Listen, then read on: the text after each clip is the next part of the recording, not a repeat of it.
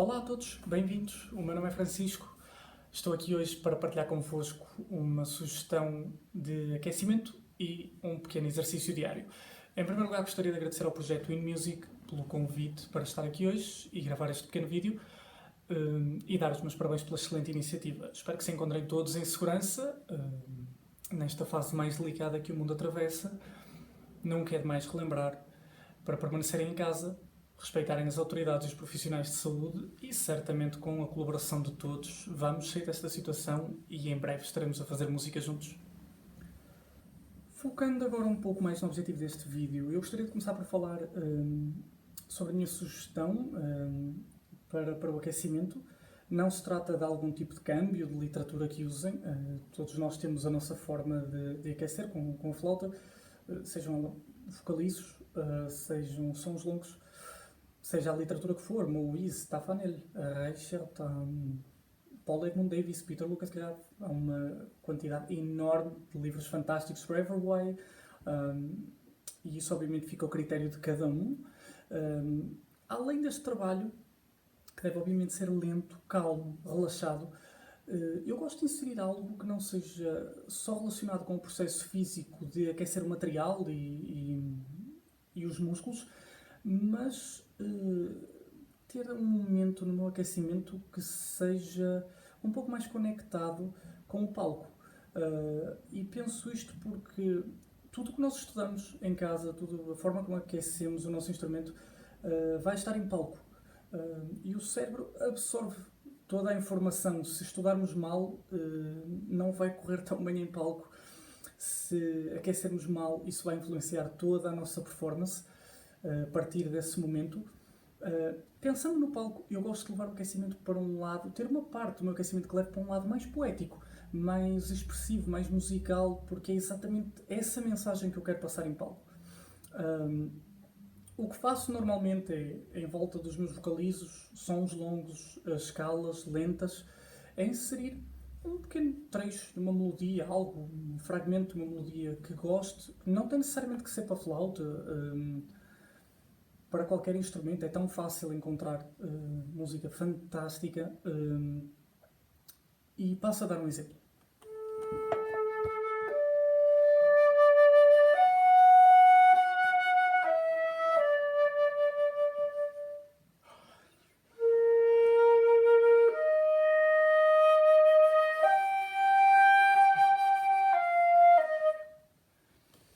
Por exemplo, esta manhã decidi pegar neste pequeno fragmento do início do segundo andamento do concerto de Mozart para clarinete e orquestra, que é para mim um dos mais mágicos, introspectivos e transcendentais momentos da história da música.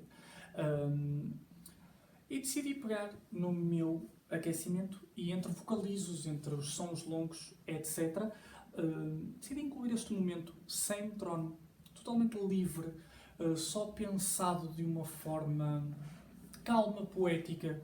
Porque não fecharem os olhos e transportarem a mente para uma imagem de palco ou para uma imagem da natureza, ou para o que preferirem, de acordo com a imaginação de cada um, e ter um momento também de contacto não só físico no aquecimento com o instrumento, mas também com a música, ter este contacto com o lado mais divinal, mais poético da música. É muito fácil pegar em qualquer pequeno trecho, melodia e transpor ascendentemente, claro. Não aconselho, numa fase inicial de estudo, uma visita a um registro demasiado sobreagudo, mas é possível fazer com qualquer tipo de melodia. Eu recomendaria, por exemplo, sonatas de Brahms para violino e piano, recheadas de momentos fantásticos, ou a nossa sonata de Richard Strauss para violino e piano, que tantas vezes tocamos na flauta. O segundo andamento, por exemplo, tem momentos mágicos com intervalos. Logo o primeiro intervalo é possível criar a partir daí um pequeno exercício, um pequeno vocalizo. E por que não, num dia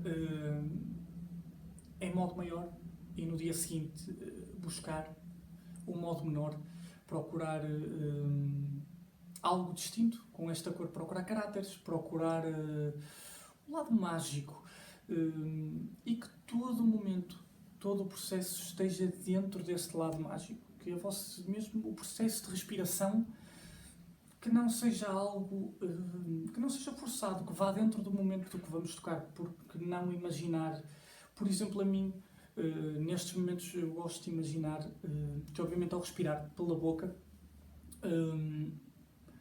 imagino o olfato, como imaginem cheirar alguma fragrância que vos goste. Por exemplo, eu gosto das flores dos lírios e por que não imaginar que estou a obter essa fragrância, mas pela minha boca, ou seja, o processo de todo este processo, toda esta delicadeza, todo este momento e esta entrega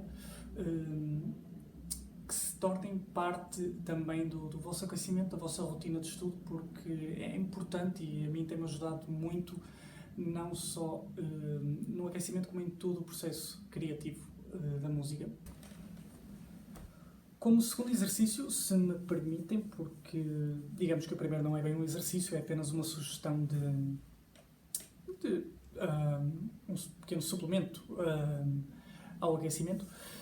Como segundo exercício, algo um pouco mais relacionado com a flauta, mais técnico da flauta. E é um exercício que me é muito útil, especialmente em semanas de ensaios de orquestra, em semanas de muito stress, masterclasses, aulas, etc. É muito frequente, em situações de stress e em situações de muito trabalho, não termos tanto tempo quanto gostaríamos de contacto com a flauta a sós, de processo de estudo, de tempo para tal. Há um exercício que me ajuda muito, por exemplo, em fim de ensaios de orquestra, não só tocar um pequeno vocalizo, mas também um exercício que me ajuda muito e devido à sua importância eu coloquei-o no meu primeiro livro de exercícios para flauta, que é muito simples e tem a ver com uma das tensões mais comuns que nós criamos em momentos de stress, em semanas de stress, e que muitas vezes tínhamos os maus resultados dessa tensão, mas não nos apercebemos, que tem a ver com a garganta, com a tensão de tudo o processo que envolve a garganta. Para mim é muito importante fazer este exercício no final de momentos destes e momentos que não tenho tanto tempo de estudo, que seria com a nossa posição de Ré agudo, que todos conhecemos, diminuir a velocidade de ar ao máximo, procurar abrir a garganta ao máximo e vamos obter este som. E com este som eu vou percorrer a flauta com calma, desta forma, dependente de cada flauta. Uns tocamos com pé em si, outros com pé em dó. O objetivo é chegar o mais grave possível.